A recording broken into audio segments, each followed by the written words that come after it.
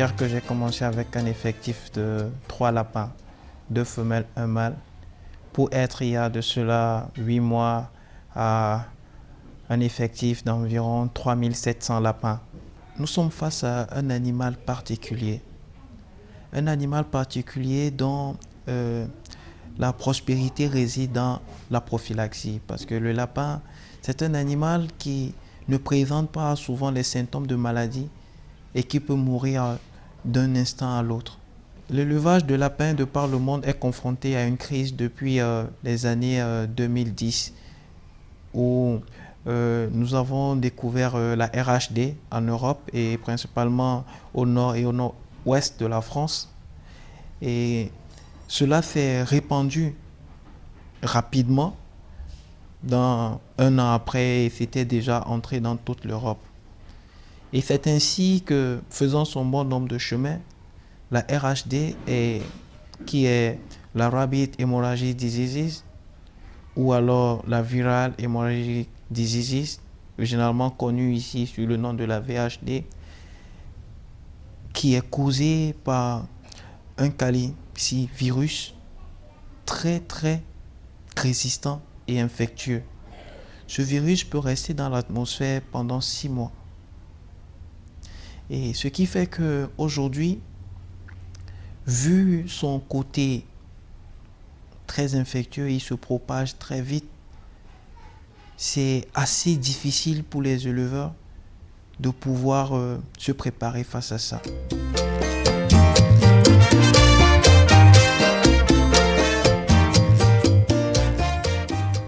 La vaccination aujourd'hui se fait à titre préventif. C'est-à-dire, il s'agit d'une biosécurité. Si on veut faire face à la maladie, il s'agit là de faire appel à la biosécurité. C'est une barrière qui va empêcher le virus à travers vos actions.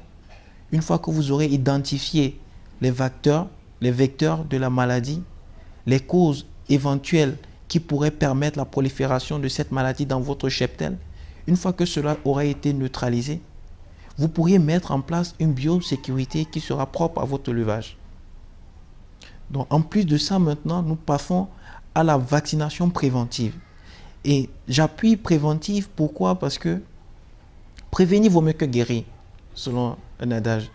Et cette vaccination doit être précédée d'un déparasitage de l'animal pour pouvoir avoir une efficacité prouvée du vaccin. Il y a bien un traitement qui est le Filavac, qui est le produit conseillé aujourd'hui pour lutter contre les 2 variants de la maladie.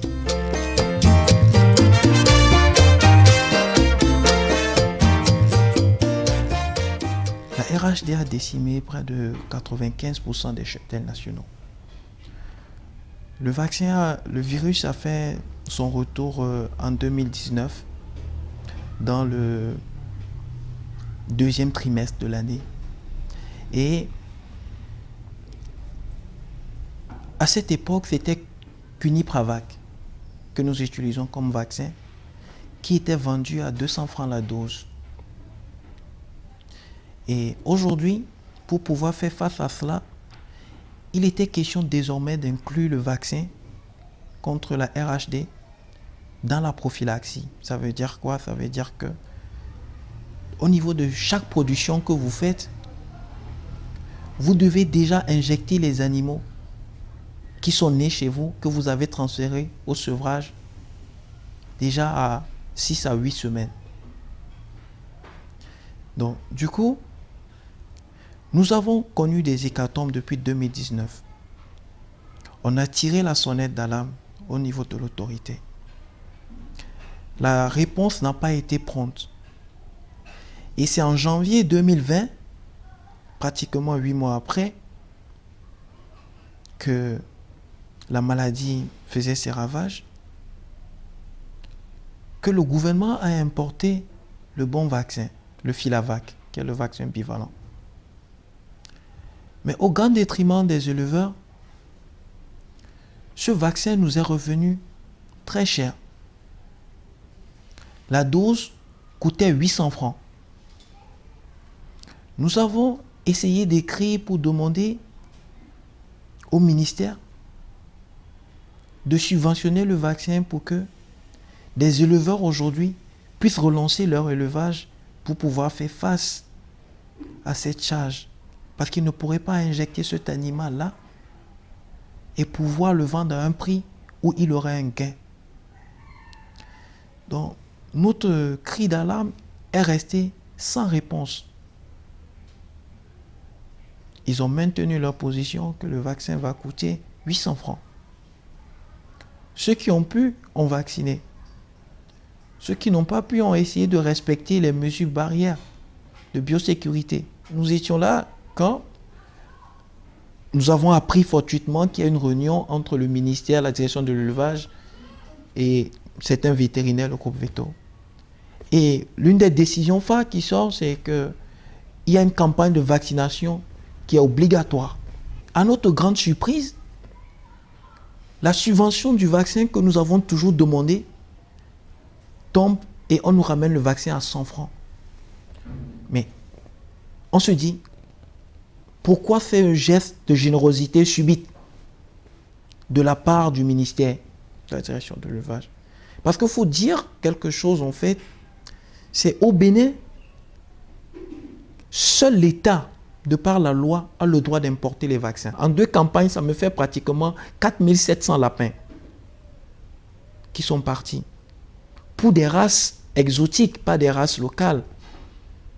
Pour des lapins dont les grands-parentaux ont été importés à des coûts très élevés. On n'est pas contre votre vaccination. Mais nous, aujourd'hui, on a besoin d'une seule garantie.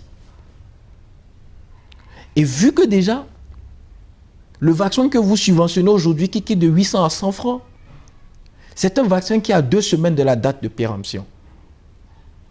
Cela ne représenterait-il pas un risque pour nos élevages? Dans quelles conditions cela a été stocké? Parce que le vaccin, ce n'est rien d'autre que la maladie qu'on réinjecte, mais non pathogène. Il faudrait qu'on puisse comprendre ça. Et cela peut également encore muter dans certaines conditions favorables. Et c'est là qu'on a dit, mais non. Si il en est ainsi, donnez-nous une garantie que si nous allons à la vaccination, il y aura un dédommagement. Et c'est ce tollé-là aujourd'hui qui a amené la crise actuelle que nous traversons entre les éleveurs, la direction de l'élevage et le ministère.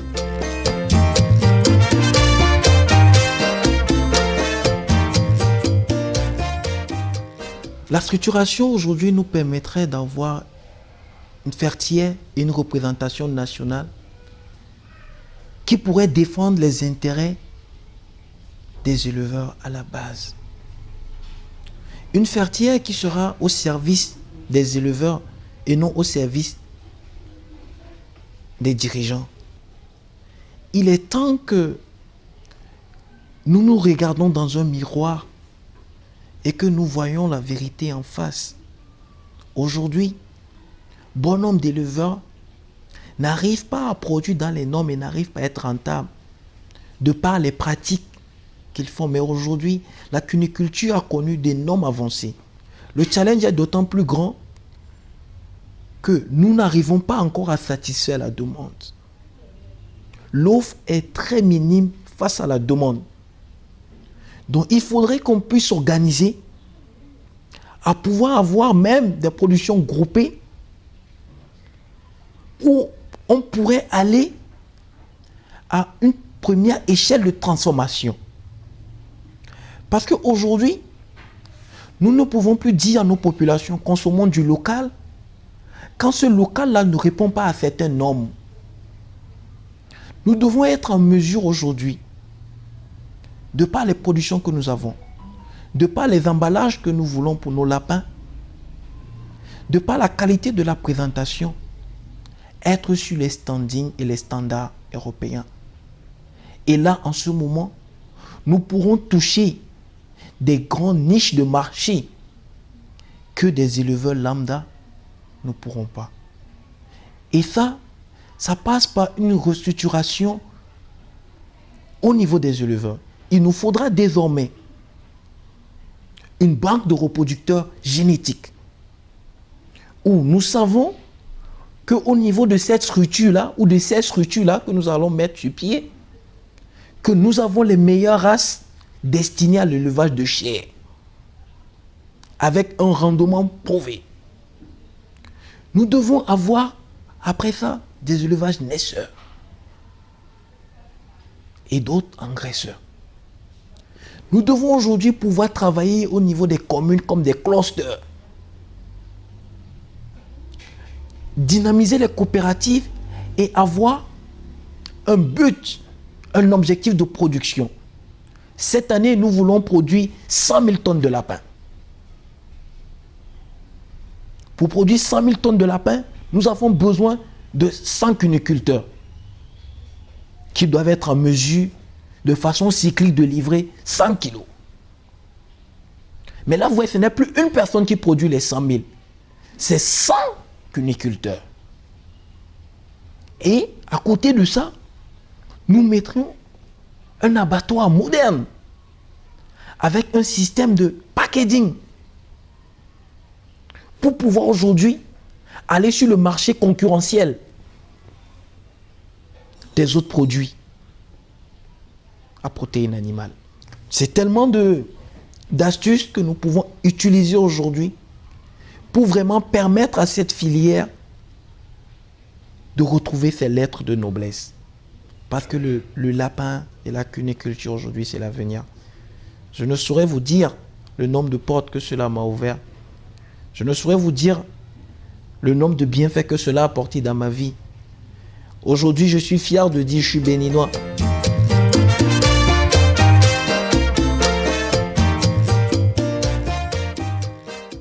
Je dirais à mes frères cuniculteurs que le combat vient de commencer. Il nous a été permis de nous tromper dans le passé. Mais c'était chose normale. Il est temps pour nous d'en tirer des leçons pour avancer. Nous devons apprendre à bien faire des choses. Nous devons voir notre filière désormais comme une filière porteuse dont l'émergence et le développement sera responsabilité de tous. Pas d'un groupe, pas d'une fertière, mais de tous les éleveurs.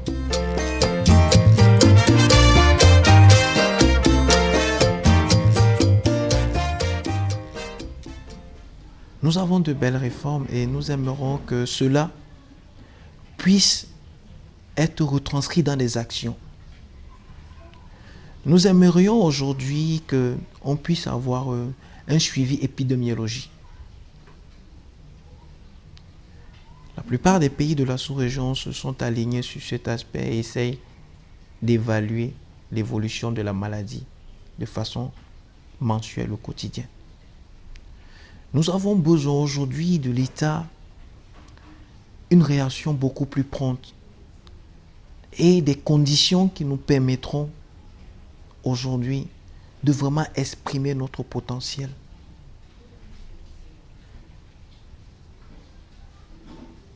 Nous avons besoin, dans l'immédiat, qu'ils puissent nous subventionner le vaccin et d'un plan d'aide, de relance pour des élevages qui ont été vraiment touchés.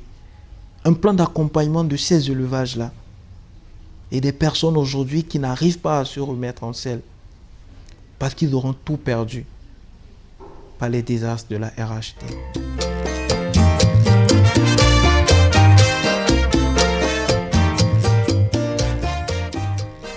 Je crois en la filière lapin. Je crois à la cuniculture. Je crois aux éleveurs qui m'entourent et avec qui je collabore chaque jour. J'aime mon pays. J'aimerais pouvoir continuer à écrire avec l'aide de Dieu et de mes confrères cuniculteurs une plus belle et plus grande page de la cuniculture béninoise. afin que nous puissions toujours demeurer les leaders de la sous-région.